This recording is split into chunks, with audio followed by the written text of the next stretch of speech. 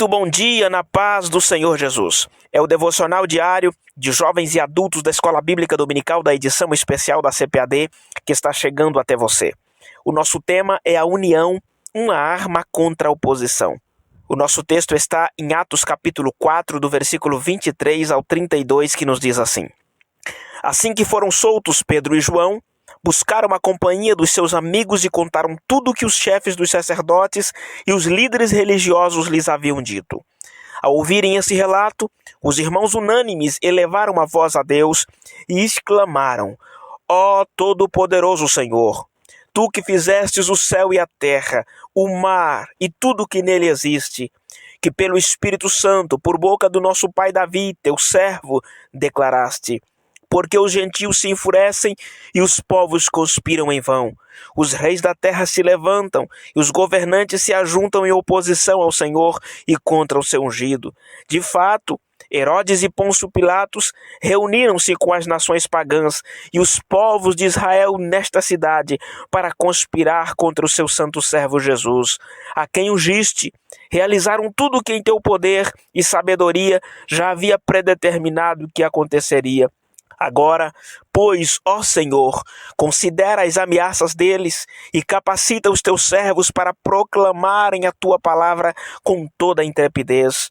Estende a tua mão para curar e realizar sinais e maravilhas por meio do nome do teu santo servo Jesus. E assim que terminaram de orar, tremeu o lugar onde estavam reunidos. Todos ficaram plenos do Espírito Santo e com toda a coragem saíram anunciando a palavra de Deus. A vida da Igreja de Cristo e da multidão dos que creram, um só era o sentimento e a maneira de pensar. Ninguém considerava exclusivamente seu os bens que possuía, mas todos compartilhavam tudo entre si. A nossa leitura foi um pouquinho extensa, mas a leitura por si só já nos faz entender a sua mensagem.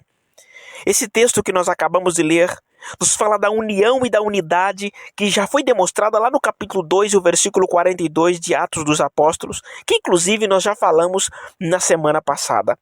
Não se tratava de uma união de parentesco porque era da mesma raça ou do mesmo nível sociocultural, mas era o resultado do que está em Efésios capítulo 2, do versículo 14 ao 18, que nos diz: Porquanto Ele é a nossa paz, de ambos os povos fez um.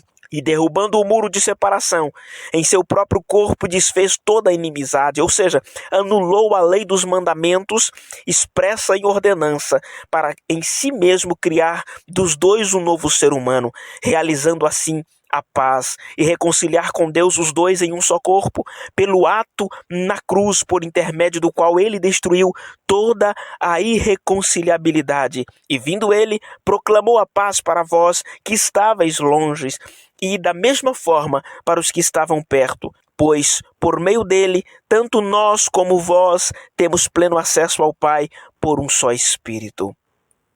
Deus havia derrubado a parede da separação, unindo na igreja judeus e gentios.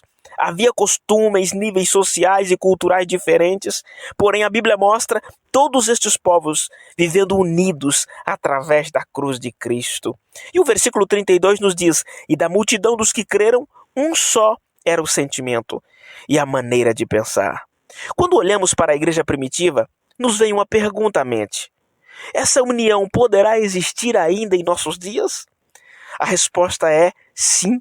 A Bíblia diz em 1 João capítulo 1, versículo 7, Se andarmos na luz, como ele na luz está, temos comunhão uns com os outros. Na luz, o homem é lavado dos seus pecados, transformado numa nova criatura, recebendo uma nova vida em Jesus Cristo. Imagine a união como fosse uma embalagem linda, onde dentro vem alguns agregados a ela. Por exemplo, no pacote da união tem que existir a compreensão. Quantos que se dizem unidos no corpo de Cristo, mas são incompreensíveis, a começar de dentro da própria casa?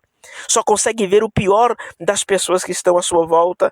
A união do crente em Cristo deve ser marcada pela compreensão, pelo perdão, pelo amor que é o vínculo da perfeição.